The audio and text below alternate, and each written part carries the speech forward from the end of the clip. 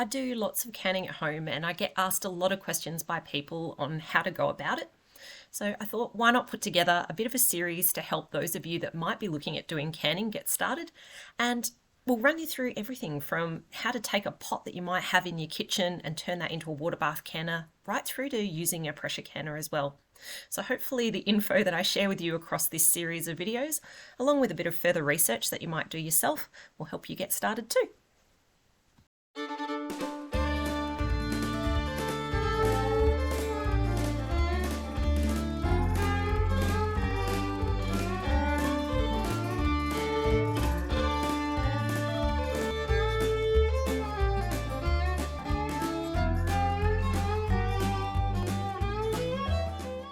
G'day, it's Rachel here from Bush Edge Homesteading Australia, and welcome to the chaos that is my study. And I thought this is a great place to start off our Canning Basics series, because this is the place that kind of doubles in our house as my storage area for a lot of my canning and other preserving equipment. Now, I get asked a lot of questions about canning, and that's why I thought it'd be great to put together a canning basics series to answer a lot of those questions that you might also have. Obviously, I'm just sharing this from my experience and things that I've learned and researched over the years. We should all always do our own research to find the full information and full methods for all of this sort of stuff. But I'm definitely happy to share a lot of the things that I've learned over the years to try and help you get the confidence to have a go at the different methods of canning, like water bath, steam, and also pressure canning as well. And that's the sort of things that we're going to talk about across this series of canning videos. Now, in this very first video, I want to cover off on just those basic principles of canning, what it is, why is it important to understand the foods that you're going to can and use the right types of methods. And also we'll have a bit of a talk about things like storage after you've done your canning. I'll pull out a whole bunch of the equipment that we're looking at here. And no, I'm not going to do all of that in here. We'll actually get it out into a less cluttered space so you can have a much better look at it. And yeah, we'll talk through all of that in this very first episode. And then there's going to be 3 follow-up episodes to this one where we'll talk about things like pressure canning in detail and do a bit of a step-by-step run through of how I run the pressure canner. There'll be a step-by-step of how I run my steam canner, which is hiding up here. And we'll also talk about water bath canning as well. And with the water bath canning, that's a really good place to start. So I'll actually make that one the very first of the episodes that I release after this one. All right, let's get some stuff out of here. Let's get into the kitchen where it's a little less cluttered. And from there, well, hopefully I can show you how you can end up with a whole bunch of products, like all of these goodies that I've also got squirreled away in my study, because there's just too much of an overflow from our storage carrier in the kitchen, which I'll also show you too. Now that's a little bit better. We've got a bit more room in here to have a bit of a chat about canning. And I guess the best place to start is actually with a bit of a discussion about what canning actually is. And when we're talking about food preservation and canning, no, we're not talking about putting food into metal cans, which is, I guess, what we often think about when we talk about cans in Australia, those metal cans that often hold our baked beans and other fun things. In this instance, what we're talking about is putting food into jars like we see here. And what we do is we put the foods into jars and we heat those up to a temperature which kills off all those microorganisms that can cause spoilage in your food. So all those bad bacteria and yeasts and molds and also the enzymes that can affect your food as well. So when you're doing canning, it's actually quite important to understand what food you're putting into the jars, because there's different types of foods and we kind of categorize them in 2 different categories. There's what's called high acid foods, and they're things like, well, actually most of these ones that I've got out for you today are high acid foods. Things like our syrups and jellies and jams, tomatoes, most fruits, although there are some fruits like my nashies here that are actually quite low in acidity and they need to be treated a little bit differently. Things like lime, my strawberry jam here, they're all foods that are of a high acidity. But then this one here is a little bit different. This one here is some sweet potatoes. And these sweet potatoes are what's called a low acid food. And foods that are low in acidity are needing to be treated a little bit different. And that's because the acidity in a food can actually provide a bit of extra protection against bad bacteria. And in particular, one type of bad bacteria that's called botulism that can actually, well, it's not called botulism. It causes a condition called botulism that can make people quite sick. In your high acid foods, the acidity that's in the food, whether it's natural or by adding things like vinegar, that affords you some extra protections, and it actually kind of affects that bacteria that causes botulism, inhibiting it from kind of growing and producing spores and making you sick. So when you've got these foods that are higher in acidity, you can treat them in a different way to those foods that are low in acidity. Things like our vegetables, they tend to fall in the low acid category. Also things like your meats, soups and stews fall into that category as well. So how are you supposed to know if something is a high acid or a low acid food? Because obviously you're not going to remember all this stuff off the top of your head. And I don't, even after all this time. I always kind of use good reference materials to let me know if something's going to be high acid or low acid, because that's going to help me determine what type of canning method I need to use, which we'll talk about in a second. So in terms of resources to find out if you're dealing with either a low acid or a high acid food, there's a couple that I find absolutely gold. This one here, the Ball book, is one called the Blue Book by a lot of people. And this here has a whole bunch of different recipes in there. And it breaks it into whether you're dealing with high acid foods or low acid foods, gives you lots of different recipe ideas. And what's actually really cool as well is it actually tells you how to go about canning things, like how long you actually need to can them for, because different types of food will have different types of times for their preservation. This one here is a really good starter book. So if you're looking at getting into canning, that's a really good one to start with.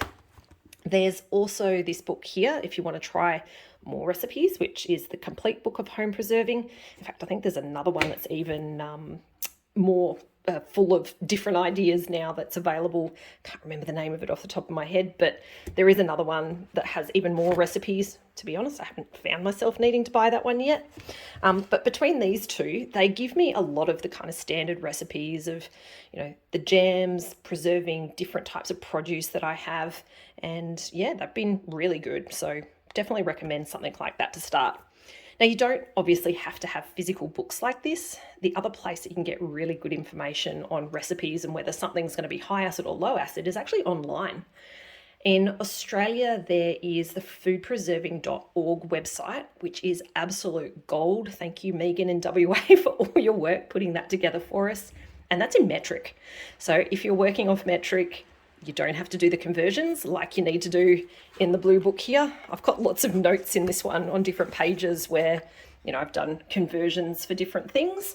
It's your book, so obviously you can write on it if you have one like this, and it's a good idea to do that so you're not having to do the calcs every time. But again, Megan's website, foodpreserving.org, is a great place to go to. And there's also some really good online resources like the National Centre of Home Food Preservation. I get a lot of recipes, ideas and guidance off of that site as well.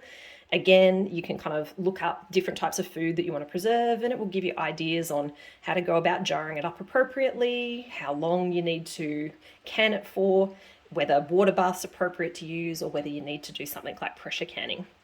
So yeah, check out the National Centre of Home Food Preservation website as well if you're looking for options. Now, once you know if you've got a high acid food or a low acid food, that's when you can start choosing your canning method. So you probably saw I've got my 3 different options out here, and you've probably heard me talk about pressure, steam and water bath canning because they tend to be the methods that us home preservers use for canning. So let's start off with the options for your high acid foods. So these are the ones where you've got that bit of additional protection afforded by the acidity in either the food naturally or because you've added some vinegar to it. Now there's 2 different options we can use for our high acid foods. One is water bath canning and the other one is steam canning. Now, I'm not going to go into the full methods of how to do water bath and steam canning here because there will be following separate videos to this one where I'll go through step by step how I do water bath canning, and then in the second video, how I go step by step through steam canning, and there'll also be another one as well on how I do my pressure canning. But essentially with water bath canning, all you're doing is you're putting jars in a pot and you're surrounding them by water, which heats up your food in the jar to 100 degrees Celsius, and that kills off a lot of those common microorganisms that is found in your food that cause spoilage. But it only gets to 100 degrees Celsius. With your steam canner, very similar. You kind of open that up, you pop your jar inside, you put your lid back on, and instead of water surrounding your jar, in this instance, you've got steam surrounding your jar. Again, it heats up the contents of the jar. As it does that, again, kills off those microorganisms, and then you end up with a jar that's been heated up to kill off those bugs, and also it seals. That's probably the other important thing to note with these methods, is that when you heat it up, it also kind of pushes out some of the air in your jars. And when you pull it out, there's a bit of a pressure change that happens as it cools back down. Your lids kind of suck down a bit. You can kind of see that's kind of indented a little bit there. And that holds those lids on, as well as there being a bit of a seal on the lids as well. But yeah, and essentially that's what creates that airtight environment that keeps your food nice and preserved and shelf stable for the longer term. But with both of those, it does only get the food up to 100 degrees Celsius. And that is super important to understand, that that's not going to be enough temperature or a high enough temperature to kill off that bacteria that can cause that botulism issue that I talked about before. And that's why you need to use a different method when you're doing a food preservation of something like these ones here, like a lower acid fruit or a vegetable or meats, as I mentioned, soups and things like that as well. That's where a pressure canner comes in. With a pressure canner, because you've got an environment that builds up pressure inside, it actually allows the temperature to get up higher than you can achieve by boiling or by steam. In fact, if we go back over here to our ball book, there's actually a page in here that explains it really, really well. So it gives a bit of a scale on different types of temperature ranges and what gets killed off kind of at different levels. And it talks about kind of needing to get your foods up to 115.5 degrees Celsius, which is 240 degrees Fahrenheit for those of you overseas, kind of to kill off those microorganisms that can cause botulism. And you just don't get that by boiling, you don't get that by steam, you need a pressurized environment to create that. And that is why we use the pressure canner for those foods with that lower level of acidity. So it is super important that when you're doing this, you really do understand the acidity of your foods. And that's why for me, I tend to always stick to a recipe that is a bit of a tested recipe. And for me, that's not usually a big deal, because for me, a lot of the preservation I do is just to preserve my harvests. So normally it's a specific type of food that I have. You know, it might be the nashies that I've grown because I've got lots of them, or the mandarins that I've turned into a jam because, again, I have lots coming out of the garden, or tomatoes like this. I think this one's actually pizza sauce that I made. But with pizza sauce, I add in things like onion, which is actually a low acid food. So if I didn't use a tested recipe for that, I might add too much onion compared to the acidic tomatoes and actually turn something that was high acid into something low acid. So I can only know that the ratio is right if I use a tested recipe. So that's why for me, I tend to use tested recipes. Obviously in this video, I'm sharing the methods that I use in my kitchen. Sometimes people make different choices in their kitchens. You see a lot of different things shared around on social media and the like, but I just encourage you all just to do your own research and find the things that you're comfortable with in your kitchen. And for me, these recipes definitely help me out. Now, aside from your canners, the other thing you're going to need is some other equipment. And this is all fairly standard equipment, irregardless of whether you're doing water bath, steam, or pressure canning.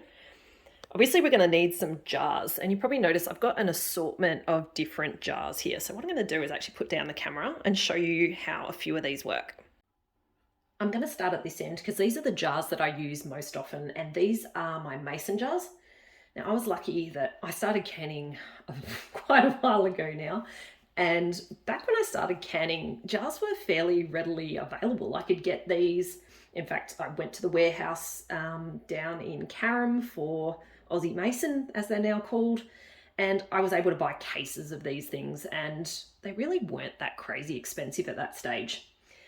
Sadly, that's not the case these days, and they're not as easily available, but I do use them because they are a really super robust jar, and they are pretty straightforward to use as well. So the way that a mason jar works, sorry about that, is essentially you've got the jar, you have what's called a flat lid. That one you can definitely see has been used before, and no, you shouldn't reuse lids. The only reason I have this one is because I do reuse them for dry goods. And also rings. And what happens is essentially you put your food in the jar, and then you put your flat lid on, you put your ring on, and you tighten it up to finger tight, and then you put it in either your boiling water or your steam or your pressure canner. That will then process your food. Now, these things, as I mentioned, have been pretty indestructible over the years, which is why I really do enjoy using these mason jars, that and the straightforward nature of using them. I've got a couple of different types here. So these ones are ball jars, which is one that you hear about quite a bit. I've also got these ones here, which are cur jars. I bought those around the same kind of time. They pretty much work exactly the same. The rings, the lids, they're all kind of interchangeable with those. And this is another one, that one's cur as well, but ball does a size like this. There is lots of different sizes with your jars. And I should note that when you are doing those tested recipes, they do come with a time that you need to process. So how long you need to boil it for in your boiling water canner, or how long you need to steam it for in your steam canner, or how long you need to have it in your pressure canner. Well, those times of processing will actually differ depending on what size of jar you have.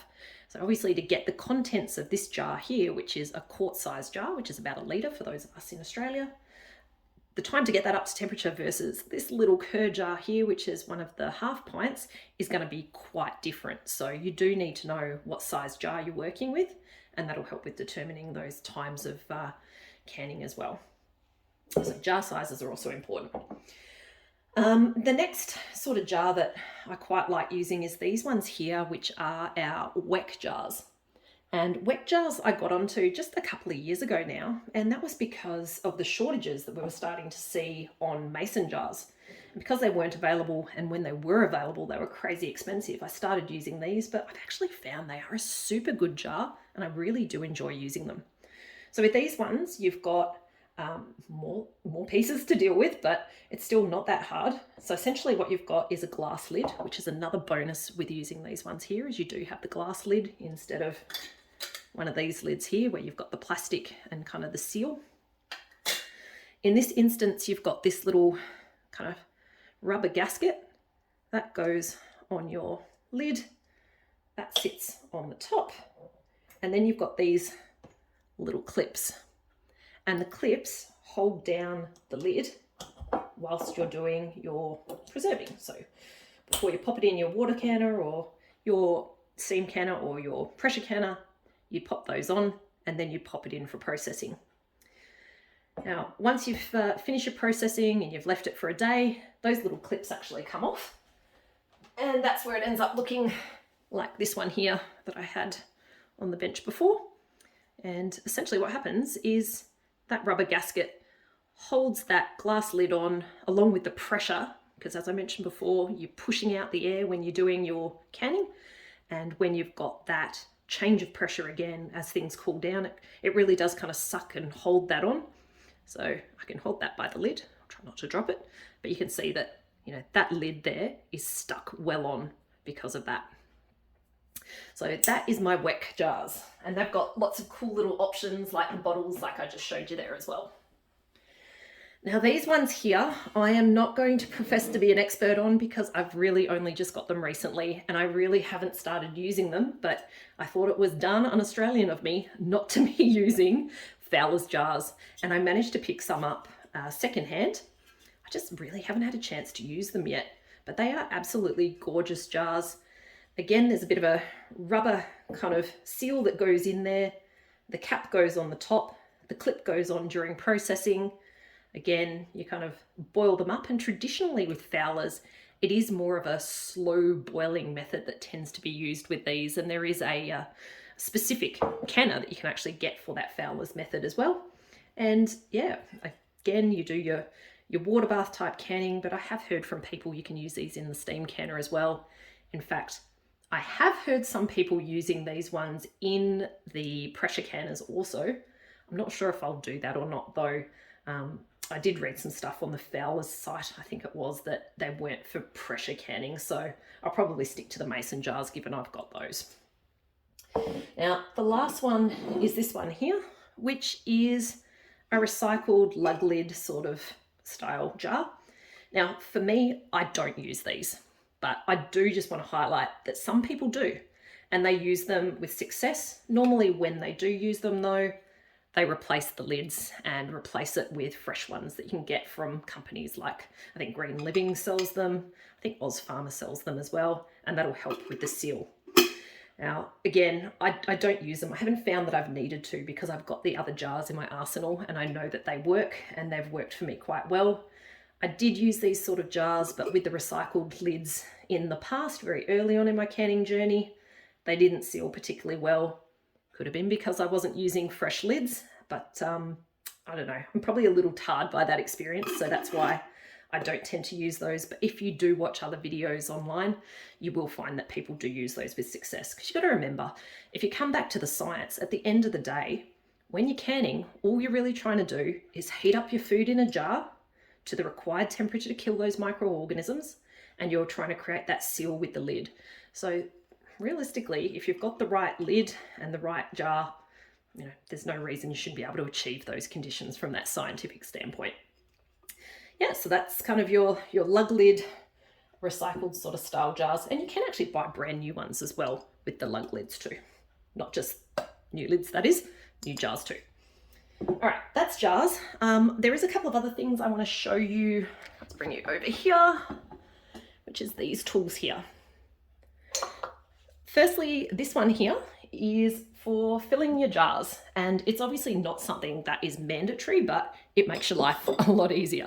Essentially what you do is you just use it to put you know, whatever produce you have into your jar so you don't have spillage. And yeah, that's, I think, pretty straightforward. I don't think I need to explain too much more on that one. This one here is a bit more essential. This one here is a jar lifter, and this is used for taking jars out of pots. So if I bring you over this way and we pop this one in here, essentially what we would do is when we're trying to take our jar out of hot water at the end of canning, or out of your hot steam canner, or out of your hot pressure canner, you just use that to lift your jar. And you can see that it grips it really well around the neck of the jar. Another reason I quite like these ones here. So that's your jar lifter.